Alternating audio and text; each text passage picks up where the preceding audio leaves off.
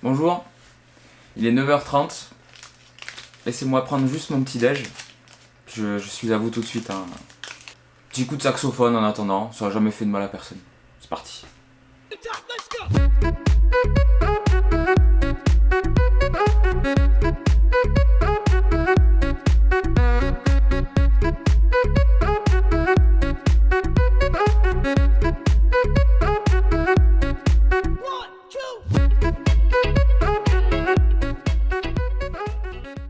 Bonjour à tous, bienvenue sur Ben Auto, je suis très content de vous retrouver pour la vidéo du dimanche. Aujourd'hui nous sommes dans l'Auto Story numéro 7. Très excité encore de vous présenter ce numéro puisque je vais vous parler de la collection de Roger et Jacques Vaillant. Je suis excité pour deux choses. La première raison c'est que depuis 2015, allez voir sur YouTube si vous êtes curieux, il n'y a rien à ce sujet. Pour ceux qui auraient raté le coche, je vais vous expliquer ce que c'est cette fameuse collection Vaillant. Et la deuxième raison, c'est que j'ai vécu ce moment. J'ai eu la chance d'aller à Rétromobile en 2015 pour voir ces voitures de mes yeux, toutes réunies pour la dernière fois dans un même endroit. La vente a eu lieu le 6 février 2015, donc du coup à Rétromobile à Paris. Et c'était la meilleure expérience automobile de ma vie. Et j'exagère pas quand je dis ça. C'était tellement unique et émouvant. Je vais pas m'éterniser là-dessus, je vais vous expliquer mon expérience par la suite. Et du coup, vous allez avoir des photos exclusives faites par mes petites mimines d'amateurs. Mais du coup, c'est des photos que vous avez vues nulle part sur internet. Et ça, c'est cool. Bon, je vais vous expliquer ce que c'est la collection Vaillant parce que y en a peut-être certains d'entre vous qui ne connaissent pas. Tout est noté là-dessus. En septembre 2014, la collection est révélée au grand public. Alors, je vais expliquer par la suite un petit peu les détails de pourquoi ces voitures ont été oubliées pendant tant d'années. C'est juste fou, vous allez voir. Accrochez-vous à votre siège. Ces voitures, elles sont entreposées au château Gaillard, dans les 3 hectares du terrain du château, dans les Deux-Sèvres. Donc au milieu de ces 3 hectares, il y avait beaucoup de camions. C'était les camions de la société de transport de Roger Vaillant. Et autour de tout ça, des abris de fortune, avec à l'intérieur 95 voitures.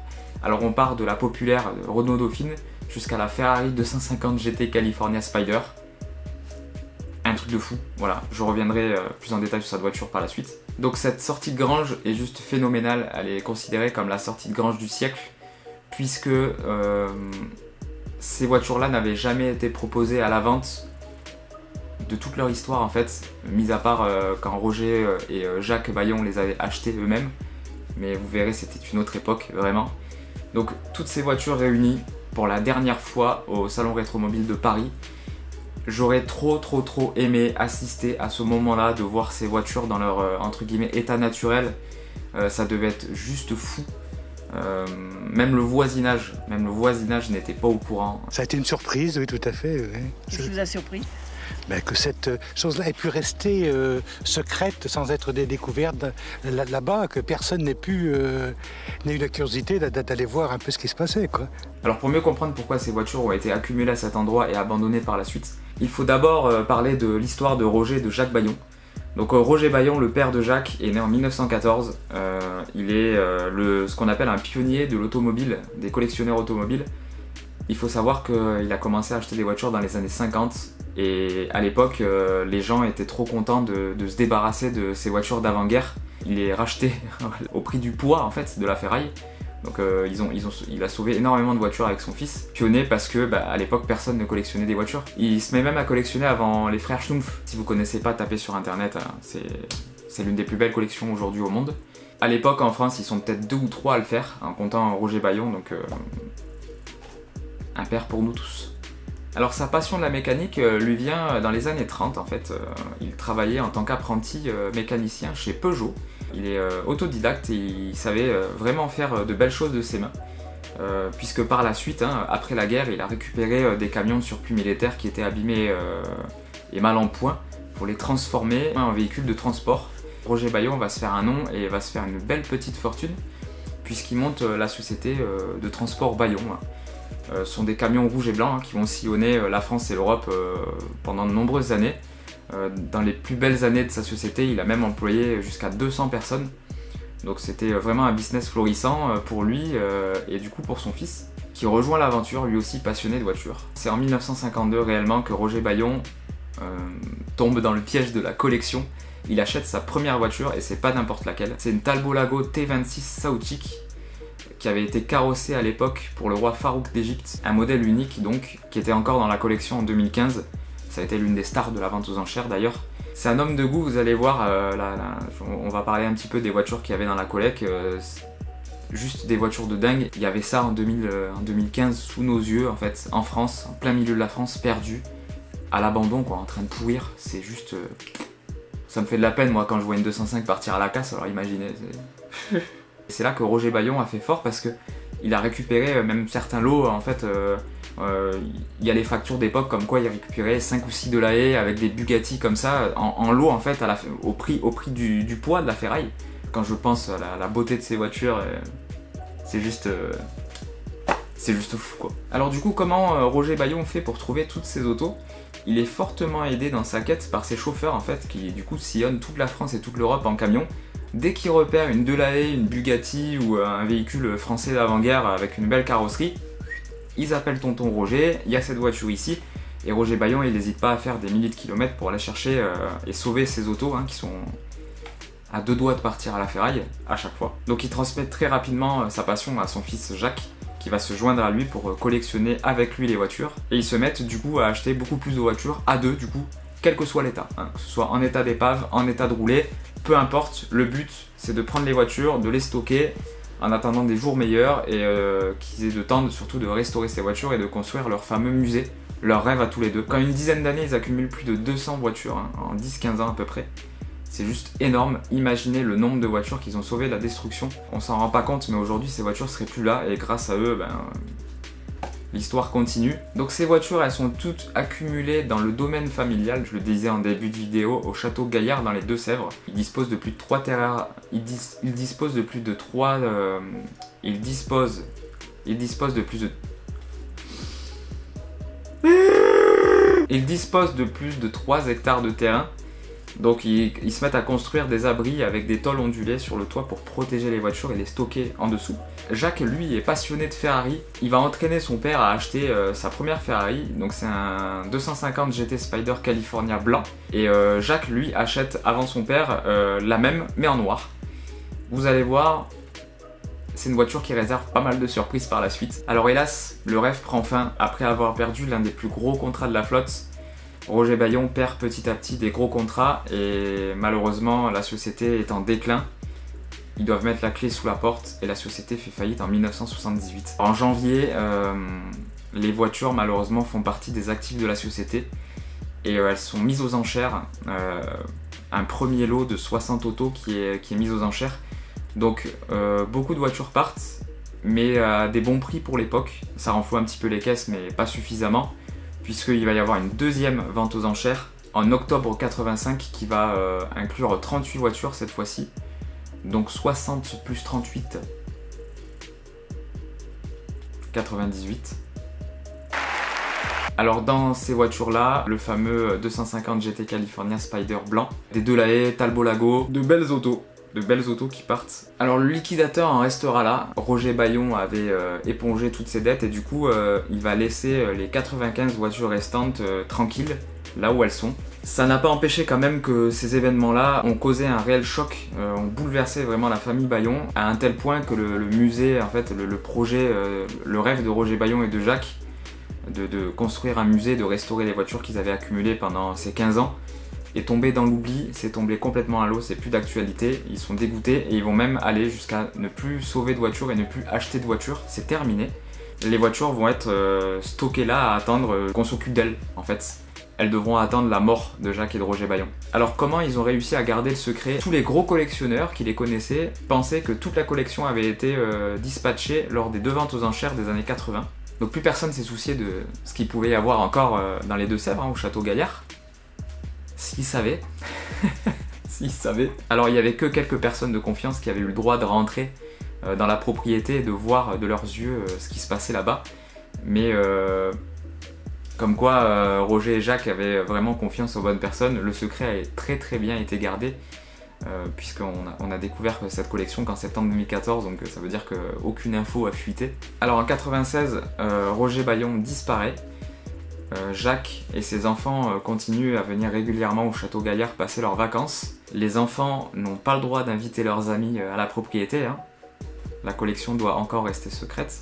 C'est au tour de Jacques à disparaître en 2013, laissant cette incroyable collection à ses enfants. En fait, il s'intéressait pas réellement aux voitures, visiblement, puisque quand leur père est parti, ils ont commencé à vraiment regarder ce qu'il y avait. Et là, un petit peu excentré de tout ce qui était tôle ondulée, etc., etc., bien mis au sec, au chaud, dans un petit garage, ils ouvrent les portes et là ils tombent sur une Maserati incroyable, très très rare dans son jus, très bien conservée, juste la peinture qui s'écaille, pleine de poussière. Et à côté, sur sa droite, le fameux Roadster 250 GT California noir de leur papa, ce qui était sa voiture préférée. Cette voiture-là, les enfants de Jacques pensaient qu'elle était partie aux enchères dans les années 80 avec la blanche. Non, elle était là depuis 40 ans sous leurs yeux sans même qu'ils puissent la voir. Elle était sous une pile de journaux des années 70, qui d'ailleurs a enfoncé le coffre à l'arrière de la Ferrari, un coffre en aluminium qui était hyper fragile. Incroyable découverte, ils se rendent compte que c'est une voiture extrêmement rare, et là ils réalisent de l'ampleur de la collection en découvrant cette Ferrari-là. Alors qu'est-ce qu'ils vont faire? Ils vont contacter la maison de vente aux enchères Arcurial, les petits coquinous là. Donc en décembre 2014, ils vont faire tout ce qu'il faut. Ils ont été très très malins sur la communication. Ils vont appeler toutes les télés, les inviter sur le domaine pour que les images soient vues partout, ça passe partout. TF1, France 2, France 3, M6, toutes les grandes chaînes en parlent. Aux infos, 13h, 20h. Dominique Chapat est invité à l'émission. Alors lui, vous allez me dire ce que vous en pensez de ce gars-là, mais il m'énervait parce qu'il était là. Il a eu la chance de voir toutes ces voitures-là, magnifiques, dans leur état d'origine, jamais touchées depuis les années 50. Et lui, il est là, et ça vaut combien? Et ça vaut combien? Et ça vaut combien? Mais ferme ta mon gars, ferme ta profite du moment, putain de merde. Putain, va essayer des Kia là, Sportage, mes couilles au Brésil là, diesel là, et casse pas les couilles. Ça vous avez le droit de couper. Hein. Donc le coup de com' est formidable, tout le monde en parle, on sent qu'il y a une réelle atmosphère, il y a un réel engouement pour cette vente aux enchères. C'est émouvant et triste. En fait, c'est cool que les voitures soient sauvées, mais c'est en même temps triste parce que j'aurais trop aimé assister à... C'est pour ça que je crache sur Chapat, parce qu'il a eu la chance de pouvoir aller dans ce lieu-là. C'était comme une œuvre d'art en fait à ciel ouvert, où le temps avait fait ses œuvres sur ces magnifiques carrosseries. Et je trouve que le fait de sortir les voitures d'ici et de les dispatcher un peu partout dans le monde, bah, ça casse un peu la magie quand même. Franchement, j'aurais été les héritiers, bon, ils se sont fait un sacré paquet de fric, mais avoir ça sous le coude, je sais pas si j'y aurais touché, franchement. Alors du coup, dans le lot, hein, je reviens aux voitures découvertes, il y a de la Bugatti, il y a de l'Hispano Suiza, il y a de tout, il y a de la Delahaye, de la Delage, plein de voitures d'avant-guerre, des carrosseries superbes, quelques petits Youngtimers aussi, mais bon, sans grand intérêt en fait. On a la Lancia Thema, la Ferrari Mondial, tout ça c'est sympa, mais comparé à ce qu'il y a à côté, les voitures passent quasiment inaperçues. Alors dans le lot, moi j'ai ma préférée, c'est la fameuse Talbot Lago Sautik. Je vais vous la retrouver dans le bouquin. Allez où cette pute là? A few moments later. C'est celle-ci. Je sais pas si on fera bien le focus. Donc c'est la fameuse première auto achetée par Roger Bayon, la fameuse Talbot Lago T26 Record carrossée par Sautik, modèle unique. Je trouve que c'est une beauté en fait. Elle est tellement magnifique et c'est beau quoi. J'embraye sur mon expérience. Donc du coup, j'ai vu ça aux informations et je m'en rappelle, j'ai regardé mes parents, mon frère, je dis on est des grosses si on n'y va pas. Moi si vous y allez pas, je prends l'avion tout seul et j'y vais. Donc j'ai emmené toute la petite famille là-bas, ça a été fou. J'en ai encore un souvenir de malade, c'était mon premier rétromobile. Alors déjà en plus que le salon est juste fantastique à faire, ils avaient complètement réservé un hall dédié vraiment à la collection Bayon. Quand on rentrait dedans, c'était juste exceptionnel parce que lumière tamisée, là je vais vous passer des photos que j'avais fait à l'époque, donc des photos exclusives, hein, jamais vues sur internet. L'ambiance, j'ai jamais vécu ça en fait, ça aurait pu être une expo lambda en fait, juste des voitures rouillées pleines de poussière. Et là, ils ont vraiment fait en sorte de conserver en fait l'identité de la collection. Comme je disais tout à l'heure, hein, c'est une genre d'œuvre d'art à ciel ouvert en fait. Et pour moi, ils ont réussi vraiment à reproduire cette ambiance hors du contexte, hors du château Gaillard. Lumière tamisée, musique triste en fond.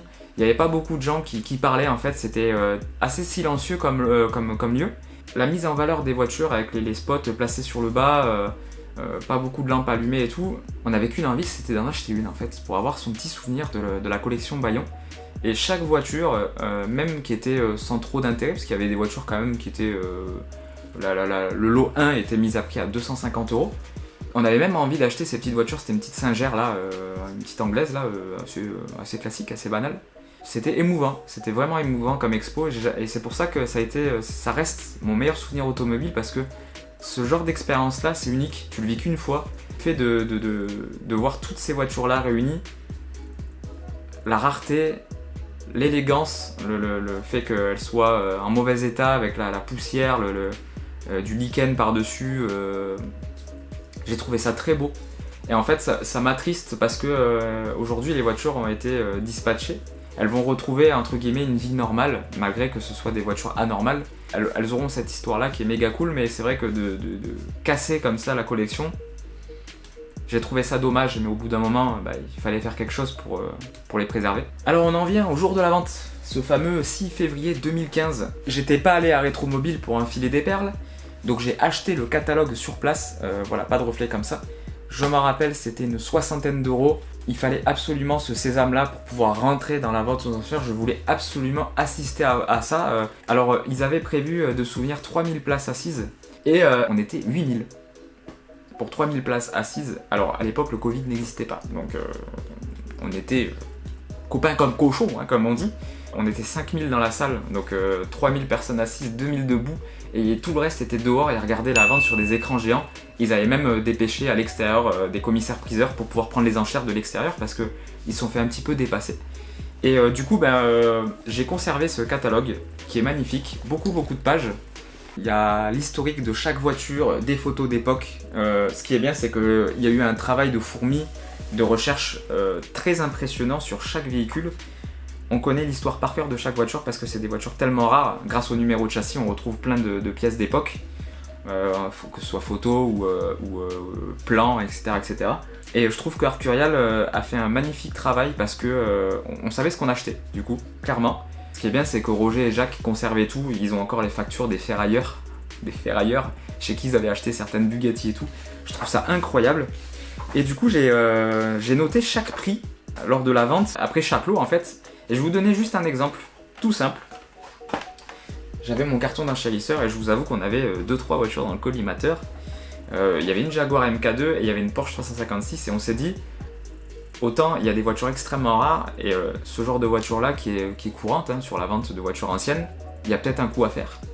LOL, la Singer Roadster que je parlais tout à l'heure, la petite Singer, voilà, Roadster 1500, estimée 200-800 €, hein, entre 200 et 800, adjugée 9000. Donc on s'est dit, là, c'est peut-être un peu mort. Alors du coup, la vente, il y avait beaucoup de monde, et je me suis fait pote avec Denis Brognard, hein, on a fait une photo ensemble. Ah! C'était génial. Alors, la vente va clairement rester dans l'histoire, hein. Comme j'ai dit, les prix, what the fuck, hein. On est sur des... On n'est pas dans le même monde avec certains. Les voitures se sont très bien vendues. Je me souviens de la fin de la vente. C'était sur la fameuse Ferrari 250. Cette voiture-là, mise à prix, il me semble, 6 millions, je crois. Les premières enchères, tu levais une fois la main, la voiture prenait 1 million. Voilà. On est dans d'autres sphères, clairement. Alors d'ailleurs, cette Ferrari, je vais pas en parler trop. Parce que j'aimerais lui faire un épisode dédié. Mettez-moi dans les commentaires si vous voulez cet épisode, parce que c'est une voiture qui a une histoire hors du commun, que ce soit de sa fabrication jusqu'à aujourd'hui. Et je pense qu'en fait, elle mérite un épisode dédié à elle toute seule, donc c'est pour ça que je vais pas trop en parler dans cet épisode-là. Il y a déjà, je sais pas à combien de minutes on en est déjà, mais... la collection Bayon, voilà, c'est quelque chose de what the fuck qu'on croit incroyable et pourtant qui arrive. On va finir cet épisode par la question que vous vous posez tous. Elles sont devenues quoi ces voitures ? Elles ont été dispatchées un petit peu partout. C'est là qu'on voit qu'on est un pays qui est automobilophobe. Puisque les plus grosses voitures, les plus belles voitures, les plus chères sont parties à l'étranger. La plupart aux États-Unis. J'ai retrouvé certaines d'entre elles. On va commencer déjà par la hype qui est retombée. Donc dès 2016, il y a déjà des voitures de Roger Bayon qui avaient été exposées au salon, à Rétromobile, toujours à Paris. Dans leur état d'origine, les mecs n'ont même pas nettoyé les voitures, donc elles étaient exposées comme ça, pour faire un petit clin d'œil à l'année précédente. Mais surtout pour, à mon avis, un petit peu titiller le marché.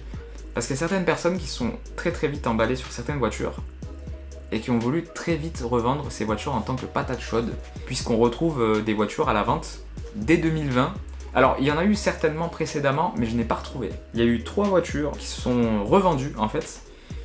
3 voitures, dont 2 qui n'avaient pas été touchées. Donc, il y avait une Audi, une Packard et la très belle Facel Vega 4 portes, qui était magnifique, bien conservée, en fait. Cette voiture-là, elle a juste été nettoyée. Hein. Alors, ce qui est rigolo, c'est que la Packard, elle a été revendue 2 fois moins cher que la vente de 2015, et l'Audi 4 fois moins.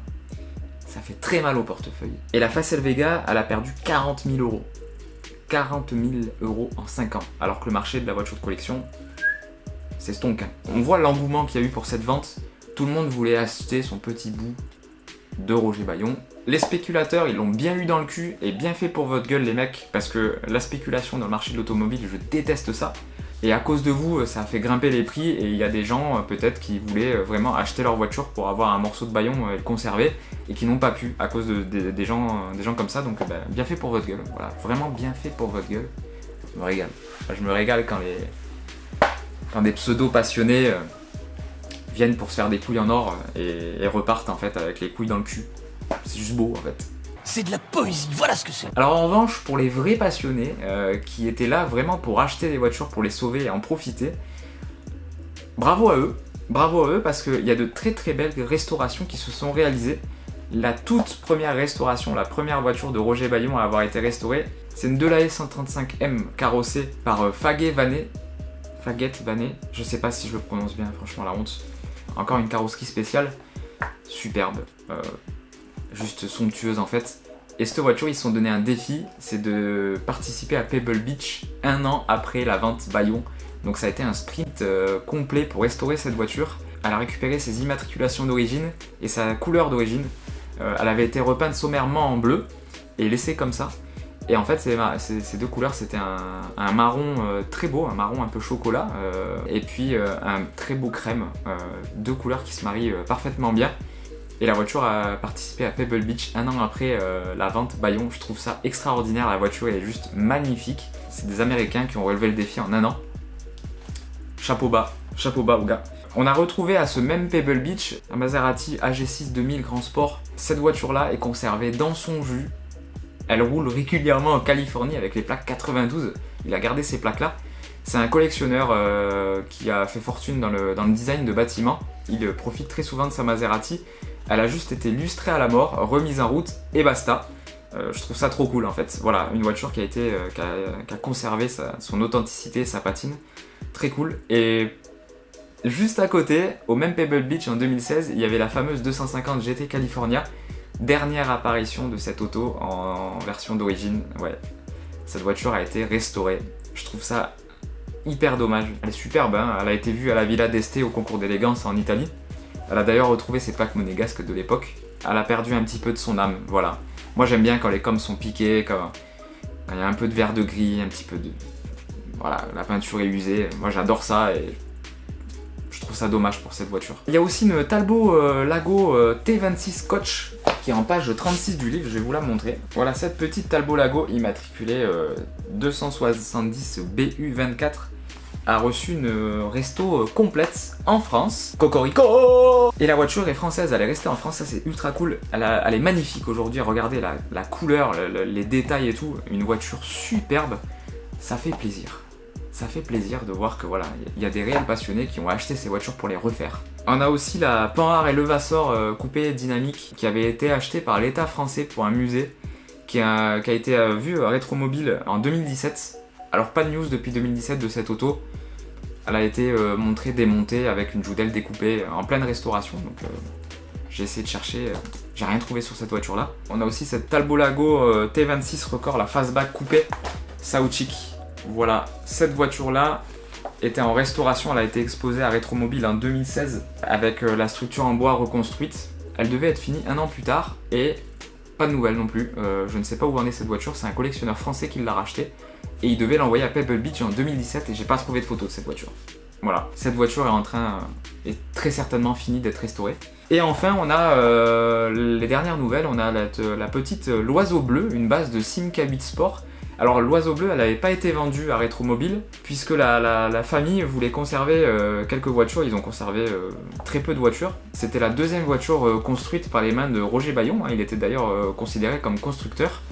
Les spécialistes de ces voitures disent qu'elle était ultra bien finie et que c'était une belle réalisation. Et du coup cette voiture-là, on la voit en piteux état avec les plantes qui poussent dessus et tout. Elle a été exposée à Rétromobile en 2018, je crois, ou 2017, avec la fille Bayon qui était là, fière d'exposer la voiture de son grand-père, restaurée, voilà. Donc encore une voiture de plus de sauver. Cette voiture est très élégante, je la trouve très très belle. C'est la fin de cet épisode, je vois les minutes défiler sur ma caméra. J'espère que ça vous aura plu. Moi j'ai pris un grand plaisir à me remettre dedans. Moi j'avais adoré, voilà, je vous ai dit c'est ma meilleure expérience automobile et j'ai adoré partager ça avec vous aujourd'hui. Donc si vous avez aimé aussi cette expérience et cette vidéo, je vous invite à laisser un petit pouce bleu et un commentaire. Et surtout à vous abonner à la chaîne, c'est méga important, on est de plus en plus nombreux. Je vous remercie, merci à tous ceux qui le font et merci à tous ceux qui l'ont fait. Moi je vous dis à dimanche prochain pour une prochaine vidéo. Je vous fais de gros bisous, prenez soin de vous, à très bientôt. Salut.